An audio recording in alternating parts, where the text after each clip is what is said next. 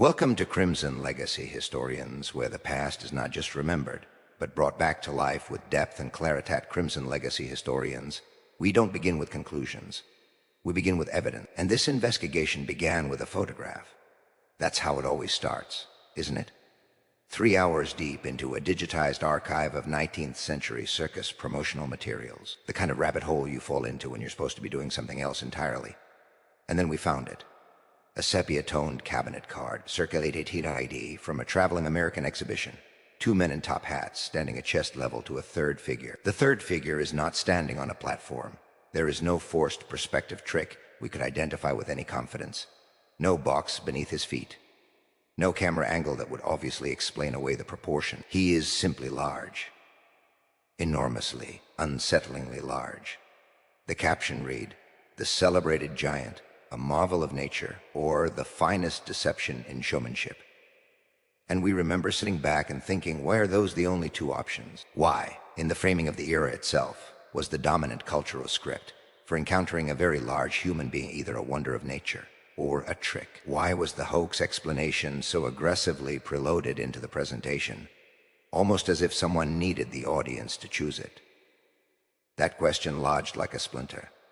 And the deeper we went into the archive, the more that splinter worked its way inward. What we found was not a single curiosity. It was a pattern. A repeating, cross-continental, suspiciously well-coordinated pattern that once you see it, you genuinely cannot unsee. We are told, and we largely accept without scrutiny, that the 19th century circus was a celebration of the exotic, the unusual, and the theatrical. P.T. Barnum's famous maxim, "There's a sucker born every minute," has been so thoroughly absorbed into our cultural DNA that we use it as a lens through which we interpret the entire era. The period was one of showmanship, of deception, of willing suspension of disbelief. That framing is useful, perhaps too useful, because here is what it accomplishes. It creates a totalizing interpretive framework in which anything encountered within the context of a circus exhibition is, by definition, suspect, staged, performative, the product of padding, stilts, camera tricks, and the gullibility of crowds. The circus was the era's designated space of acceptable unreality. And anything placed inside that space, any body, any claim, any apparently anomalous human form, gets automatically laundered through that framework, not examined, not documented by independent observers with any rigor, not measured with any transparent methodology, simply labeled, exhibited, and then, when the tour ended, quietly packed away. This raises a simple but critical question. If you needed to display something real, something whose reality was inconvenient, whose existence disrupted a particular narrative about what humanity was and had recently been, where would you put it? Where would you place it so that curious eyes could see it, so that complete suppression became unnecessary, but so that its implications could be safely neutered? You would put it in the circus. You would call it a wonder or a hoax and let the crowd decide. And the crowd, primed by decades of Barnum-esque showmanship, would choose the hoax. Almost every time. Let's talk about the giants themselves. Not the legend, not the mythology, but the documented, advertised, and toured individuals who appeared under circus and traveling exhibition banners across North America and Europe during roughly the Age of Anomalies through the Minor Captains. The names given to them are worth pausing on. Colonel Ralph Gann, the Arabian Giant. Captain Martin Van Buren Bates, the Kentucky Giant. Angus MacAskill, the Cape Breton Giant. Chang Yu Sing, the Chinese Giant. Edouard Beaupre, the Willow Bunch Giant. Ella Ewing, the Missouri Giantess.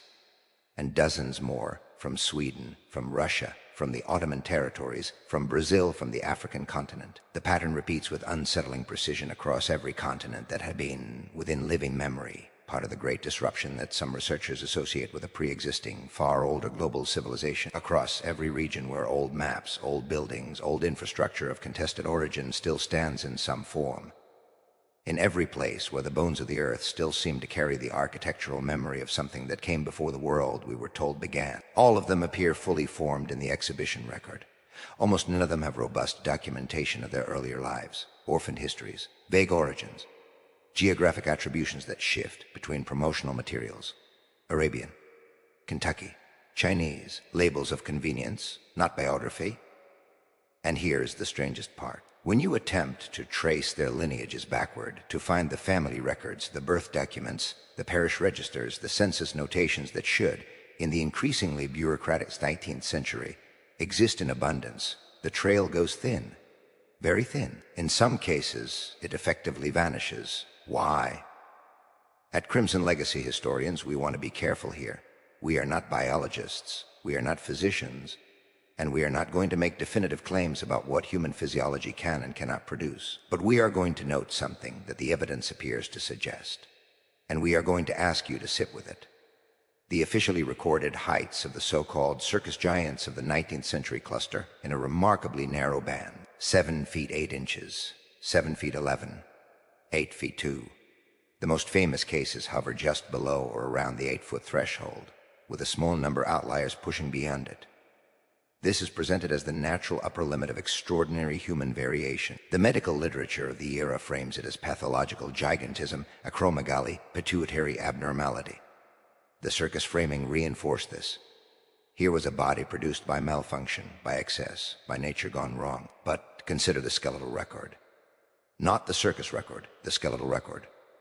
Reports of excavated remains appear throughout the 19th century in newspaper accounts from across the continental United States, from Ireland, from Turkey, from Peru, from the islands of the Pacific, describing bones of apparently human morphology at dimensions that exceed the circus era figures considerably.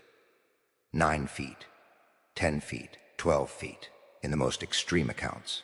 These reports are almost universally dismissed today on the grounds that they appeared in newspapers, and 19th century newspapers, we are told, were sensationalist, unreliable, and editorially undisciplined. The official explanation collapses right there for us on that point alone, because the same newspapers deemed too unreliable to transmit accurate skeletal measurements are considered entirely reliable when they document elections, legal proceedings, business transactions, and the statements of presidents. We trust them selectively. We trust them when their testimony confirms the world we expect, and we dismiss them when their testimony unsettles it. Why? Here is where we arrive at something that we find genuinely impossible to ignore, no matter how many times we approach it from a skeptical angle. The campaign to frame large human individuals as circus performers, as entertainments, as pathologies, as hoaxes or marvels, was not an American phenomenon. It was not a British phenomenon. It was not even a Western phenomenon. It was global, simultaneous, and extraordinarily well coordinated for a world that did not have telecommunication. In the 1860s and 1870s, while Barnum's exhibitions were establishing the interpretive template in the northeastern United States, traveling exhibitions with strikingly similar framing were operating in France, in the German states, in the Russian Empire, in the Ottoman capital, in Kolkata, in Shanghai, in Cape Town, and in the cities of South America. Different languages, different promotional traditions, different cultural contexts for spectacle and wonder, and yet the same essential message reproduced across all of them. This large person is either a natural aberration or an elaborate deception. Choose one. Move along, not an organized movement, not a conspiracy with named architects, not a coordinated campaign with a paper trail, but a cultural convergence so uniform, so simultaneous, so consistent in its core logic that it demands an explanation. Think carefully about what global coordination in the 19th century actually required. You needed transportation networks. You needed communication infrastructure. You needed institutions, press organizations, scientific societies, governmental bodies, willing to adopt and amplify a consistent framework. And you needed all of that to happen organically and spontaneously across cultures that were simultaneously engaged in massive geopolitical conflict with one another. Does that seem more plausible to you than the alternative? That there was something, not a conspiracy, but a shared institutional interest, a shared epistemological need in making certain kinds of bodies legible only as entertainment. There is a growing body of researchers working outside of academic institutions, largely self-funded, largely dismissed, who propose that the civilization we call Tartaria, which appears on European maps with striking prominence from the 16th through the early 19th century, before abruptly vanishing from cartographic and historical consciousness, was not simply a geographic designation for the steppe regions of Central Asia. They propose, with varying degrees of evidence and varying degrees of interpretive restraint, that it was the vestige of something older, a civilization of different scale, different proportion, whose physical infrastructure, the wide corridors, the grand arches, the enormous doorways, the strikingly high ceilings of buildings we are now told were constructed by relatively recent populations for entirely conventional purposes, was built for bodies that were not the same as ours. We are not going to tell you that this is true. We are going to ask you to look at the evidence they've assembled and ask yourself whether the official explanation that all of those doors and ceilings and arches were simply aesthetic choices, expressions of ambition, monuments to ego, fully satisfies you. And we are going to ask you to hold that question alongside the circus record, because here is what the evidence appears to suggest when you lay them next to each other. In the same decades during which the last of the old architectural world was being demolished, remodeled, or absorbed into new institutional use, roughly 1820 through 1910, a wave of unusually large human individuals appeared in the public record, were immediately absorbed into the entertainment infrastructure, and were systematically framed as either pathological or theatrical. Not political refugees, not living representatives of a displaced people, not the inheritors of a physical tradition from a different era of human history, freaks or fakes. This is the part that quiets the room. Several of the documented circus giants of the 19th century died in institutional or exhibition custody, and their remains were retained. Not returned to families, not interred with the dignity extended to ordinary citizens, retained. Edouard Beaucret, the Willowmunch giant, died in 1904. His body was displayed in a traveling exhibition for years after his death. It was eventually acquired by a university, where it remained as a specimen for decades. His family's requests for the return of his remains for proper burial were not honored for the better part of a century. A university held a dead man's body, a man of unusual physical proportions, as a scientific specimen, for a century. We want to ask you directly, what were they studying? What question did his body answer that required continuous possession? What was it about his physical form that made institutional retention preferable to burial? The silence that surrounds these questions is not the silence of incomplete record-keeping. It is a specific shaped silence, the kind that forms around something that certain institutions have collectively decided not to discuss. Once you sense it, that silence becomes its own kind of evidence. Before photography was standardized, before studio conventions became rigidly established, a window existed, roughly 1845 to 1875, during which photographic subjects were captured with relative consistency of scale. The technology was new enough that systematic distortion for commercial purposes had not yet become standard practice. The conventions of trick photography were being invented in real time, and their signatures are, to a trained eye, often detectable. In this window, the photographic record of large human individuals is striking. There are images, and at Crimson Legacy Historians we have spent considerable time with them, in which the proportional relationships between subjects are not easily explained by any combination of perspective, platform, footwear, or lens distortion that we have been able to identify. Images where the geometry simply resists the hoax interpretation, not in every case, not uniformly, but in enough cases with enough regularity that the question will not resolve cleanly. And in almost every case, these images were produced for, or acquired by, Circus promotion, which means they enter the archive already pre-labeled, already interpreted for us. The caption tells us how to see, and we see accordingly. What would we find, we wonder, if we stripped the captions away, if we looked at the photographs, as light hitting a sensitized surface and recording what was there, rather than as circus ephemera? If we asked not, is this trick convincing? But what would have to be true for this not to be a trick? The circus giant as a sustained, prominent, repeating exhibition phenomenon essentially vanishes from the public record in the first decades of the 20th century. Not immediately, not all at once, but with a rapidity that is worth noting. The early 1900s bring new institutional frameworks, the modern research hospital, the newly professionalized discipline of anthropology, the consolidating authority of national museums and scientific societies. The human body, especially the unusual human body, is gradually transferred out of the exhibition economy and into the scientific one. The circus freak gives way to the medical case study, and in that transition, something closes. The medical case study is a controlled genre. It circulates within professional networks, behind the paywalls of academic journals, within the institutional walls of teaching hospitals. It is not public. It is not available for independent examination. It is interpreted by credentialed professionals and reported in terms that the layperson is expected to accept on authority. Was this transition a natural evolution of scientific practice? Perhaps. Probably, in many ways, yes. But notice what it accomplished. It moved the anonymous body from the public gaze to the professional gaze. It replaced the ambiguity of the circus, hoax or wonder, with the closed certainty of the diagnosis. Pituitary dysfunction, endocrine abnormality, case closed. And the photographs went into private collections. The skeletal remains went into storage. The promotional materials were acquired by specialist archives with limited public access. And the people themselves, the living memory of what they had been, of where they had come from, of whether they had stories to tell about their origins that did not match the promotional labels, were gone. Not hidden, not suppressed. Simply allowed to become unreachable. We began this investigation skeptical.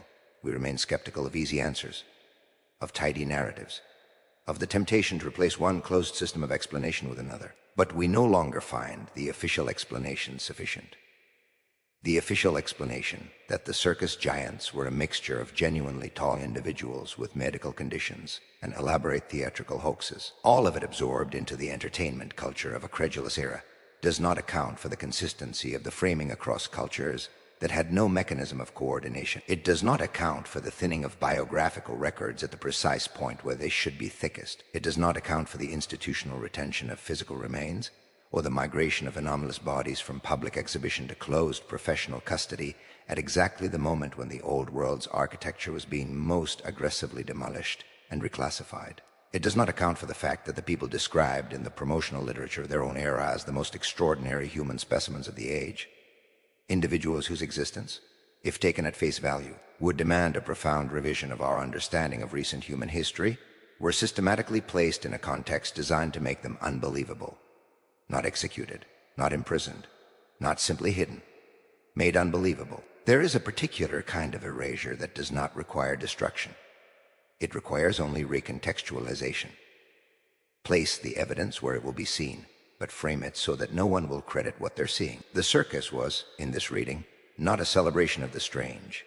It was a managed disclosure, a space where the otherwise unmanageable could be contained within the safe category of entertainment. And here is the question we keep returning to. The one that will not leave us at 3 in the morning when the archive is open and the photographs are spread across the screen. If these individuals were simply tall people with medical conditions, if their proportions were pathological, their heights explicable, their bodies entirely consistent with the world as we understand it, why did the institutions of the era work so hard to ensure that we would never quite believe them? What exactly were we being protected from believing? The evidence does not answer that question. Not fully. Not yet. But the question itself, its shape, its persistence, its refusal to be dissolved by the official narrative, feels like the most important thing we found in this archive. More important than any single photograph. More important than any measurement. The question that was never supposed to be asked. This is Crimson Legacy Historians. And we are only getting started. Puri script rewrite ho gayi hai. Crimson Legacy Historians के perspective से.